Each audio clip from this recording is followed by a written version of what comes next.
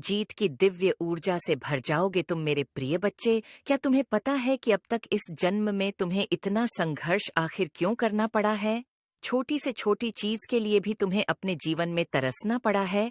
घबराहट तुम्हारे मन में उत्पन्न हुई है। जो चीजें दूसरे मनुष्यों के लिए प्राप्त करना साधारण सी बात रही है, कई बार उसे प्राप्त करने में भी तुम्हें लोहा लेना पड़ा है। संघर्षों की सीढ़ियां चढ़ पड़ी हैं।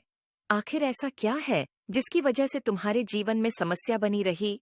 कभी धन की, कभी प्रेम की, कभी सामाजिकता की, कभी महत्वाकांक्षा की। हर तरफ से कोई न कोई समस्या आती ही गई। कई बार इतनी जिम्मेदारियां आ गईं कि तुम उसके बोझ तले दबते चले गए। धन तुम्हारे पास कब आया और कहाँ चला गया, तुम्हें ये तक समझ नहीं पाए। लेकिन आज तुम्हारी सभी समस्याओं को मैं दूर करूंगा, और इसलिए तुम्हें संदेश को पूरा सुनना, तुम चलना सीख गए थे।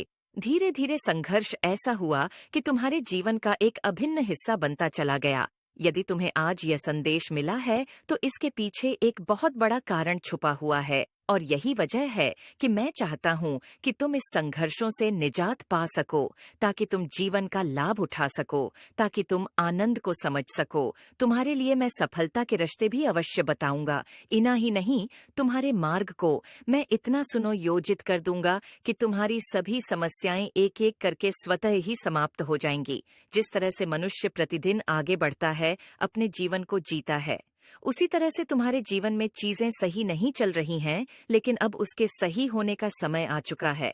अब वह समय चला गया जब तुम मुश्किलों में अपनी रातें गुजारा करते थे, जब तुम्हें समझ नहीं आ रहा था कि तुम्हारे साथ क्या होगा, आखिर तुम्हारे साथ ये सब क्यों हो रहा है। अब वह दिन जा चुके हैं। अब संघर्षों के दिन जा रहे हैं। अब तुम्हारे लिए प्रसन्नता से भरे खुशियों के दिन, प्रेम से भरे रोमांचकारी दिन आ रहे हैं। इस जन्म से पहले पिछले कई जन्मों में भी तुम ऐसे ही संघर्षों से जूझते आए हो। तुम अपने शरीर को कभी प्रेम नहीं दे पाए। तुम कभी अपनी मूल धारणा को समझ नहीं पाए।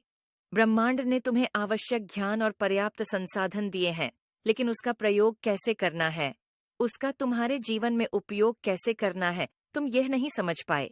कई बार तुम्हें आवश्यकता से अधिक ही प्रदान किया गया, लेकिन वह सब इतना अवश्य रहा कि तुम उसे कभी एक क्रम में बिठा ही ना सके। तुम कभी उसे एक क्रम में समझ ही नहीं पाए। कभी तुम उसके मूल्यों को नहीं समझ पाए और अपने आप को सीमित करके रह गए। तुमको के उस मेंढक की भांति हो गए जिसे वह कुआं ही सागर लगने लगा, जिसे लगा कि इसके आगे कोई दुनिया ही नहीं है, जिसे अपनी क्षमताओं पर संदेह हुआ, जिसे अपने काबिलियत पर संदेह हुआ, जिसे लगता है कि उसके पास कोई काबिलियत ही नहीं है। ल